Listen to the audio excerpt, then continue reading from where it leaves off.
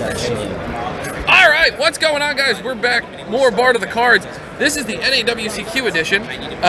So there's going to be a lot. I'm going to use this one as the first part of it. You'll see Blade YGO later, and then hopefully more people as it goes on. I don't know who all it's going to be.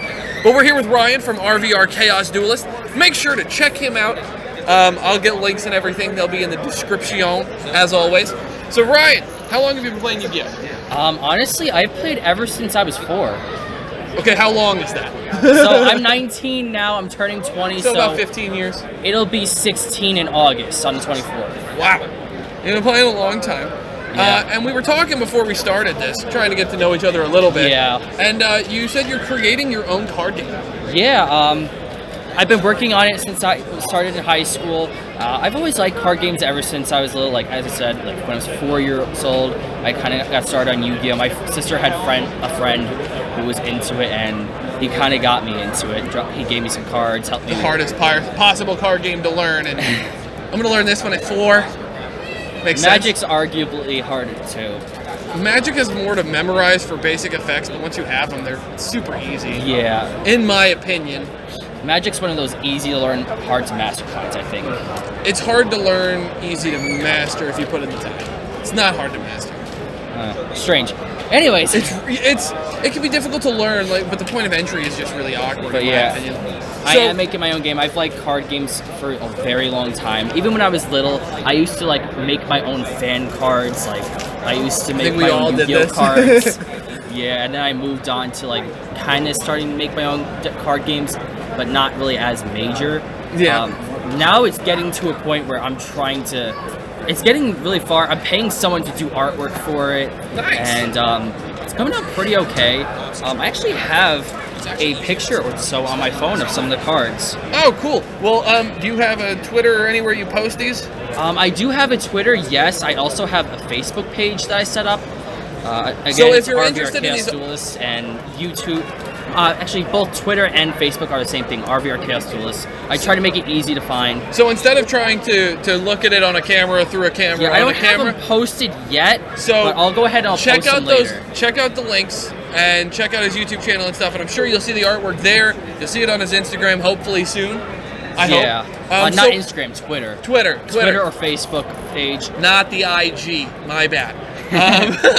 So, what's the game about? What's the basis of your card game? Pretty much the same thing as Yu-Gi-Oh! It's 1v1. You reduce your opponent's life to 0, except we don't have. The game doesn't end by. Well, it does end by reducing them to 0, but it's not a big lifespan. It's not reduced by the amount of power they have. If you know card games like Future Card Buddy Fight or Vanguard, they have these things called criticals instead. Power is just what you use to get over your opponent's stuff. The criticals are what you use to get the damage in. Okay. All right. I don't know Card Fight Vanguard, but it's interesting, and I will definitely have to look into it. Hopefully, we have a new game designer on our hands, lads. It's on the way at some point. I'm hoping to get something out by New Year's. Don't know if it's gonna work that way, but that would be ideal. That sounds like a perfect world, actually. So we talked about that. What other things do you do outside of Yu-Gi-Oh! And working for a living, like a madman? Well, yeah, as said, there's my game. That's off the list too. I of course watch anime on my free time when I have it. I really haven't had that much lately. Free time is a commodity. Yeah, it's very rare lately. But when I have it, I'll usually watch anime or I'll play some DS games. I actually like Pokemon too. I can't wait for Sword and Shield. That's gonna be freaking lit.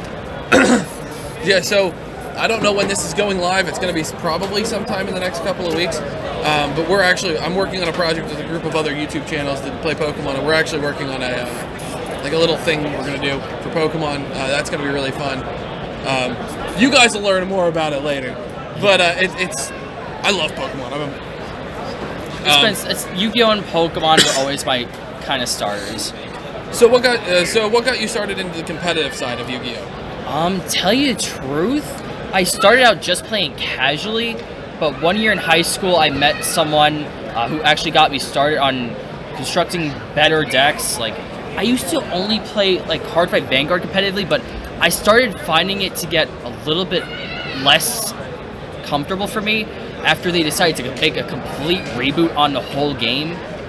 Like they had, they started like a new version of the game from scratch without all the more difficult mechanics they introduced, which it made it a little weird that they did the reboot. If you had some of the older cards, you couldn't use it in the rebooted version, so you pretty much wasted your money if you wanted to keep playing that part. And if you had the new stuff in the game, you had a lot more to intake from the new stuff. They introduced a new mechanic as well. Well, new mechanics, I guess you could say. Yeah, new mechanics make the game come alive. I mean, and I hate using this example, but I like to use this example in Yu-Gi-Oh! So when Synchro Summoning came out, because I was around for that, because I'm an old man.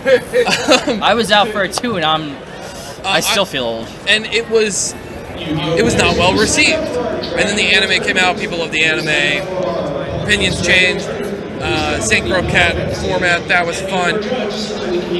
And then after that, Exceed Summoning came out, and some people really liked it, some people really hated it. I think Exceed Summoning is still one of the most fair and fun mechanics out there. You said Exceed Summoning is? Yeah. You know what? Fun fact, Exceed is introduced by one of my favorite cards, Dark Rebellion Exceed Dragon. Dark Rebellion's really cool. I love that card. Honestly, I feel like the change they made to it was unnecessary, because now we just have all these freaking broken effects, and now when you look back at its anime effect, it doesn't really seem as broken. Yeah. Like, what we got was detach 2 materials, absorb half the attack out of an opponent's monster, and you keep it permanently. In the anime, it was detach 1 material, reduce one of their monsters' attack by half, and you got to do it twice, but you lost that attack at the end of the turn. Yeah, it's a little bit more balanced than the TCG. It's just I'm gonna kill you this turn. I mean, like now, I don't really even see the anime effects being that broken compared to what we have right now. Because honestly, it's only end of the turn. It's pretty much like honestly, Boral Sword does almost the same thing, if not more. Utopia Double can do it too. Yeah. Jesse Cotton hashtag. Yeah. I actually talked to him before about it. I was very surprised to hear that he was actually doing that in Sky Strikers of all things. You know, it makes kind of sense though. I mean, it's easily got the ability to do so. The question is, how do you get 2 Rays out consistently? Ray Effect, Normal Summon Ray. Use Ray Effect Engrave, Normal Summon Ray, Utopia Double, kill. Oh, I guess that answers that question. Yeah, I mean, the idea behind it is pretty simple. It's just going about doing it. Yeah. Consistently, which apparently it works. It's not like they don't have the space. True. I love these speakers. Honestly, this is better sound quality than we've had at like any event I've ever been to. Normally, you can't hear the judges. They were still doing it, the judges. That's because they're making out with it, not really talking. Like opinions. Give them a megaphone. No, don't give them a megaphone. That shit's annoying. So we were talking. So after the Exceed study, Pendulum is where people really started to hate exercise mechanics. Oh, I actually started liking it. Yeah, I still play Pendulums, honestly. I don't play it really often, but I really like it. So I remember when I first heard about Pendulum, something like, this is kind of cool, and then I read it more, and I'm like, I don't understand this. And now it's been out for what, 5 years, 4 or 5 years, something like that. And then after we got links, they had to change the whole ruling. Yeah, well, with Pendulum Summoning, then I realized this is really insane, and I really enjoy it, but I really hate it. Honestly, the rule change honestly was needed because you could literally just, as long as you had scales, you could just spam the same monsters one every turn. I mean, the way the scales were set up made Magic Spectre good. With Link format, it really, honestly, in my opinion, fixed the game. I think the game got a lot more consistent and fair with Link Summoning. That's my opinion. I don't know what you think. Yeah, I think Link Summoning honestly really balanced it. Because again, just being able to spam out your monsters when you have scales is just a little bit too much. Alright, so I'm going to ask you fun questions. We're going to do a couple of fun questions and then we're going to wrap this one up. So, Dad? God? Blasphemy in the morning. It's early, it's blaspheming time. So, if you could ban one current deck and unban one deck that's banned, what would you do? What would be your big changes? Banning a deck completely? Just One thing you could get that would not be non-playable anymore. Just you'd ban everything that needs to be banned to make it not playable. Ooh, that's a tough one. Because to tell you the truth, every single meta deck I think of playing, but don't get me wrong, I'm not playing meta decks because they're meta. The way I actually choose my decks is just based off if I like the artwork or not. It's fair. Which, honestly, I like all the World Legacy decks. I have to like the mechanic of it. Like, I'm a big Orcust fan. I've been playing Orcust since, December, I think. They'll tell me. They'll fact check me. Yeah, all the World Legacy decks I really like. I'm actually collecting all the cards of the lore to try to put the story together with the cards in a binder.